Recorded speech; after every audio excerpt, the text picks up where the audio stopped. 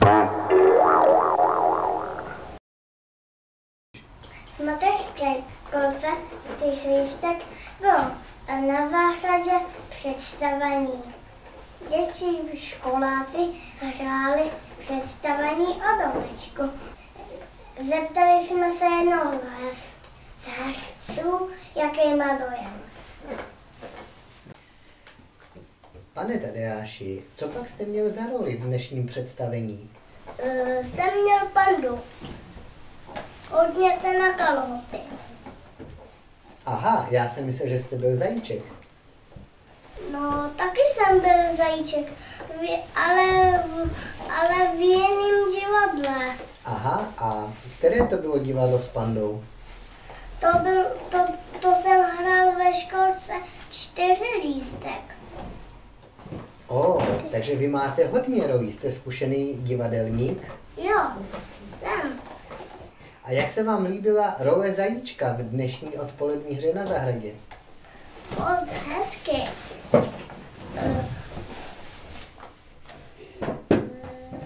Režisérka paní Eva říkala, že jste hru velmi prožíval a že se vám ta příprava velmi líbila. Je to pravda? Jo, je. A které zvířátko, jaká role se vám dneska líbila nejvíc od ostatních herců? Mně se líbil jelen a sova a sovička. Která, větší nebo menší? Větší i menší. Tak vám děkuji za rozhovor, nashledanou. Ahoj.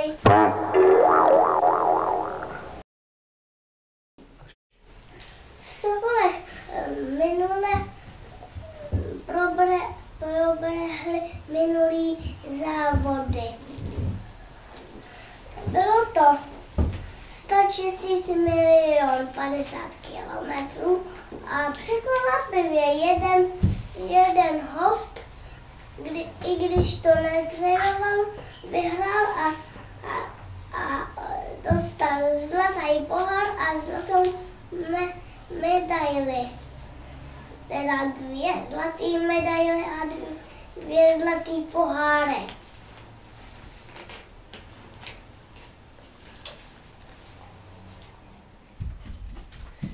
Dobrý den, můžu vás na chviličku zastavit? Ano, můžete. Rád bych se vás zeptal na váš úžasný výkon ze závodu z minulého týdne. Jak se vám to podařilo? Dobře. No ale jak je možné, že jste bez jakéhokoliv tréninku tak úžasně běžel, že jste vytěsil první místo? Nevím. Prostě jsem tak vyhrál. Ale přece ostatní účastníci závodu přece trénovali a vy jste to zvládnul i bez tréninku.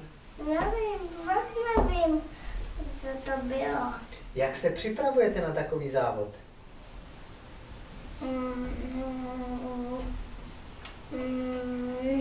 Chodíte do posilovny? Ano, chodíme. Jaké cviky děláte?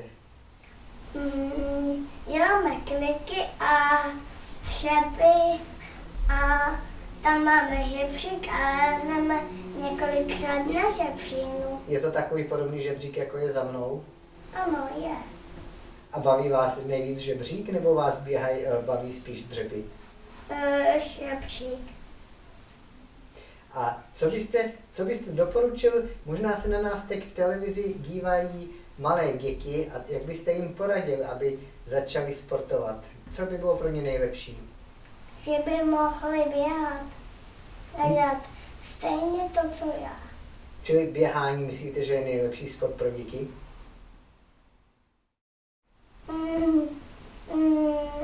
Asi jo. No, tak vám děkuji za rozhovor. Nashledanou. Nashledanou.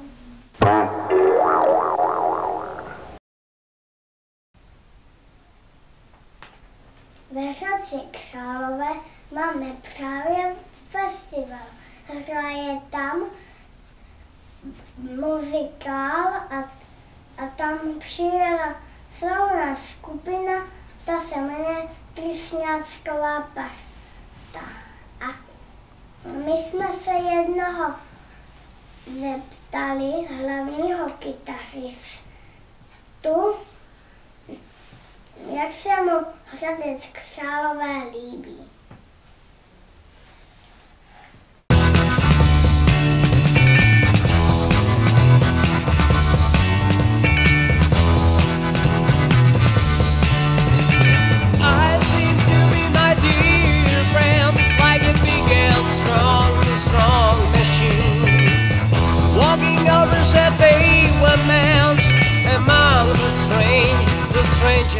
Tak ahoj Franto. Ahoj.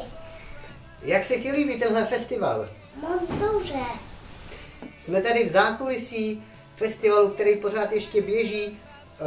Měl jsi taky čas podívat se do města? Jo, měl. Velký. A co Hradec? Jak se ti líbí Hradec? Moc dobře. Co tě tady zaujalo? Kino a divadlo. Ty jsi měl čas i jít do divadla? Jo, měl. No tak to žiješ kulturně. Co říkáš na to, že seš jeden z nejslavnějších kytaristů v Česku? No, jsem... Seš, no, věříš tomu? Jo, věřím. Seš namachrovaný? Jo, jsem. Jo, tak to je dobře. Kolikátá je to deska, co teďka nahráváte? Asi 12. Ty jo, to je dobrý, to je dobrý. Bude na ní nějaká zajímavá písnička? Jo, bude. Kolik? 1, 2, nebo všechny budou zajímavý? Všechny budou zajímavý. Výborně, co bys řekl na závěr našim divákům? On byli dobrý. Tak jo, super. Ahoj! Ahoj. Čím končím naše vysílání. Děkujeme za pozornost a zase ahoj zítra.